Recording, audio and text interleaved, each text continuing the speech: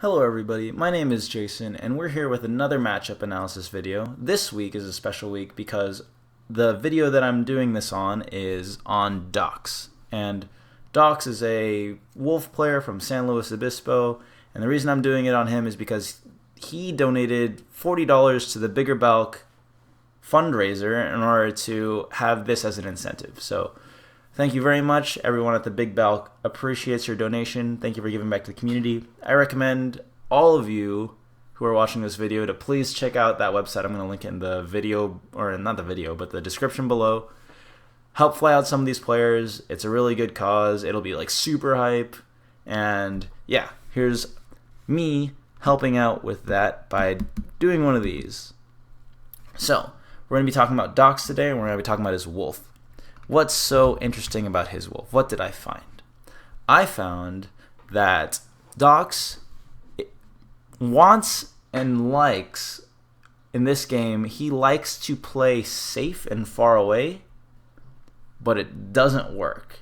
And it doesn't work for two reasons simultaneously. One which is reasonable and one which is like not as reasonable.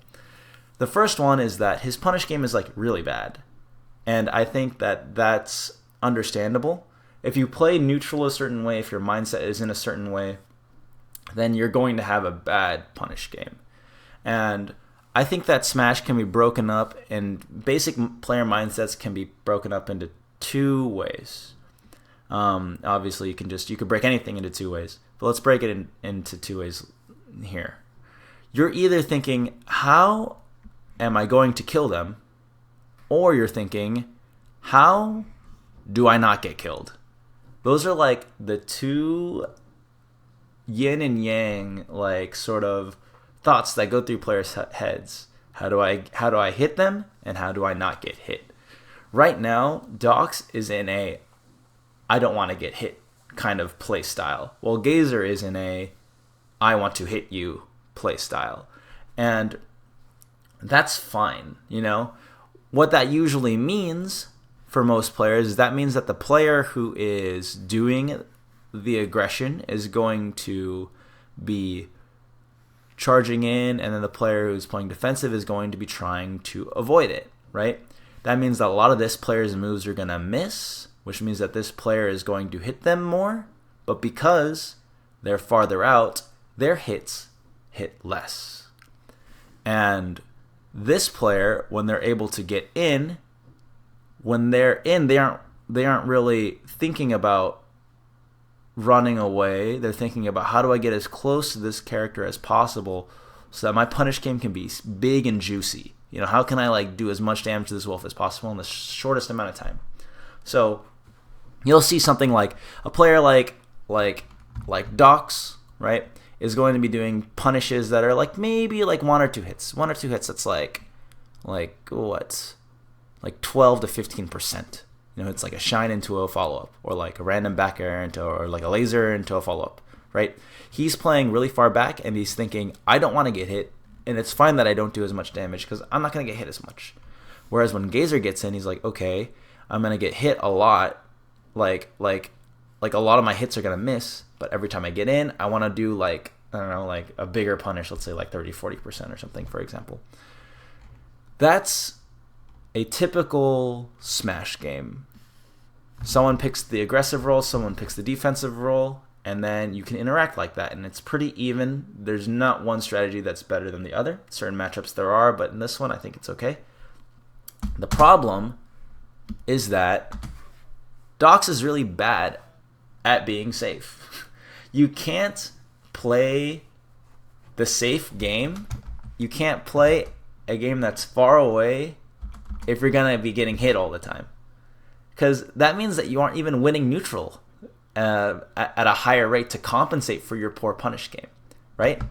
So like this is obviously misinput, so it's like not that big of a deal. Unless he was going for some randy, super crazy side B, right? But like Dox is playing super reactionary, and Gazer, you can tell. Let's rewind this entire stock. You can tell that Gazer is playing way more aggressively, because notice how much Dox shields, rolls, and jumps. Shielding, rolling, and jumping are all indicators of sort of like defensive play. They can be used like aggressively, but for the most part, the way that Dox uses them is very like, oh shoot, I'm avoiding things. I'm jumping over things. I don't want to get hit. I'm rolling around things. I'm putting my shield up to block. Whereas Gazer doesn't do any of that. He's just like literally just holding his control stick towards Dox and then just attacking as much as he can. Right? He holds shield there, right? Obviously, no player is 100% spec'd into anything. But the way that it's working right now, like Dox is doing these wave dash backs, shielding, jumping, trying to get like GTFO moves, like, oh, I'm going to shield, then I'm going to shine at a shield. And then that's kind of how it's going. But he doesn't understand the spacing of Ness enough to... is that a shield poke? I feel like it was a shield poke. Let me just... Oh, yes. Look at Wolf. Look at his foot. Oh, no. Wow, he just jumps out. He gets hit by it. Fool. But yeah, you can kind of see how, like, Dox is losing because the pros of playing safe don't apply to him. He's not playing safe. He's just playing far. He's playing far and unsafe, which is like a recipe to just losing. Because not only are you going to get hit because you're not spacing around the appropriate responses, and that might be a matchup unfamiliarity thing, but also he's not getting meaty punishes because he's not going in and getting the good clean hits, right? He's kind of getting like these weird reversals, like the scraps. So right now Ness is at a really weird percent. I don't know. I'm just gonna assume that Wolf can kill Ness at any percent. It's probably not unreasonable. But yeah, so like let's see this. Let's think about this interaction, this specific interaction, and how it exemplifies a lot of what the players are doing. Right? Ness is going to do a DJC backer, super unsafe, onto Wolf's shield. Right? And like pretty much when this happens, it's sort of like, okay, that's bad. Ness is going to get punished. When you get punished, you learn and you change how you play. But the thing is that Dox isn't going to punish. Dox is thinking about, I don't know, like this Ness is at a high-ish percent. Let's go for an edge guard or something, right? So what he's going to do is he's going to back throw. But I'm pretty sure that like either a down throw, well, maybe the back throw's like a DI mix-up. Oh, this is where like me like actually playing a character would be helpful. I'm like really good at like sort of talking about the big idea smash stuff, but as far as character specifics, I'm not too sure. Let's say up throw sends him here, and forward throw / down throw sends him here, back throw sends him here, whatever. So maybe if he caught him on the DI mix-up, then that's what he was going for. But there are other ways for Wolf to sort of extend a punish, right? I'm going to interpret this situation as Dox wants stage positioning and an edge guard. It's Ness. He's so easy to edge guard. Why not? Decent idea. Let's do it. Let's throw him back, right? And this is when, if you're Gazer, you're like in the process of comprehending what's going on. You're like, okay, I did an unsafe backer on shield. This is my punish. Dox does an immediate shine backer thing, shine turnaround backer, I guess, and it misses. Right? And he misses again, and then this down air comes out. Shine, right? Again, Gazer hasn't learned yet. He got punished for this, but here we go. He got punished, or let me go back a little further than I thought. Right here, gets punished for this. Oh no, am I gonna learn? The answer is no. I'm gonna do another down air on shield. Spaced pretty bad. What's my punish? What's the punish gonna be? Shine into nothing. Right? Doesn't really do anything. What's the punish here? Shine into nothing. And then a forward air doesn't kill. Right? Then that kills. So like those, like even like it's like those are like really spaced out punishes, and I guess Dox didn't take any damage in the middle of it, so like it's chill, sort of. But like you have to keep in mind, it's like right here you could have gotten a better punish. Right now, you couldn't have gotten a better punish, right? Like I also like the hesitation, like little micro movements like this are really fun for me, because I think Wolf can like shine, drift back during the first jump, double jump back air. I'm pretty sure that's like pretty simple, but you see how right now Dox is doing, he's like kind of drifting, but not too much. There's a little bit of hesitation. And then he waits until, like, look how far down off of the first jump until he does the second jump. right? This is like a guy who wasn't thinking about the punish. He's like, I also kind of want to be safe. Right here again, right? The body language. Jumps in. Immediately jumps in, doesn't want to jump off stage. And then like he does all this stuff. So let's go back. I don't know. I just really like this sequence. It's really illuminating, kind of. Right here. Right? He isn't going for the throat. He isn't pushing an advantage. And I think that that's something that's important. Like, if you are playing defensively and you are sort of playing the keep away kind of thing, when you get a hit, you're in. That's a free pass for you to be aggressive. Why wouldn't you want to do that? Being aggressive is like really fun. Maybe it isn't for some people, but it is for me. So figure out when you can access that game. Let's talk about alternate realities, right? Of how this could have happened. Right here, back throw, right? He goes for this, and then he whiffs, and then he grabs ledge. I think that this grabbing ledge is sort of he's gonna jump over you, and then it's gonna be hard, right? This back air whiffs because of that. Instead, after this back throw, right? You can do the aggressive zoning, right? So like, let's say you back throw him, and he's right here. You can camp this sort of region and then react to the different things. So like like your back is facing, right? So then you have if you're facing this way, then you have the threat of throwing out a back air anywhere, and you can react to his options, right? If Ness falls all the way down here, then he does like a double jump forward air, which a lot of Nesses like to do. Then you can space around it, double jump, user jumps aggressively for baiting, and then back air him out. Then that's how you get a kill, right? You could zone with lasers to force trajectories and then go for a forward air. That's like another way that you could do it. Like, let's say I'm Wolf and I'm facing this way. I shoot a laser. The laser goes right here. Ness jumps up. He has to wait for a certain time to double jump, which funnels him into a certain timing, right? So you deny this area with your laser. He has to double jump up here. Then let's say you have a down smash ready, right? Or like you have like a forward air you can do or something. That's like another way. Like there are a lot of different ways that you can do it to hold stage and also be like threatening. But instead, he goes for this immediate back air doesn't work, right? Same thing here. Sort of he like kind of wastes his offense. Like this is the pivot, right? This is like a pivot between when a player is defensive and offensive. So he gives it up really quickly, right? He can't reach him, so he wastes all this time getting back to stage, and then Ness can he's like pretty much Dox is out of position, so he can't capitalize on this. So when you win neutral, pay attention to how you can stretch that as far as you can, right? Dox doesn't, and again he doesn't. It's sort of see, so like he has like the right idea here, right? Like he wants to hold the stage and have a lot of flexibility for when Ness inevitably chooses his recovery option. But then he grabs this ledge, and like when you grab this ledge, the Ness can just jump over you. Like this Ness actually jumped over Dox all 3 times. He gets hit by this forward air, which is like whatever, but it sends him in stage, right? So look here, jumps over, shine out a shield, right? Gets jumped over again. So he gives up a lot of, and I get that might just be not understanding like how controlling space works. But if you put yourself in certain positions, then that makes it so that your opponent has more or less room to work with. And getting back to the sort of main theme, let's talk about Dox. I think that Dox playing a little further out, right, isn't benefiting him because he keeps getting hit by random stuff.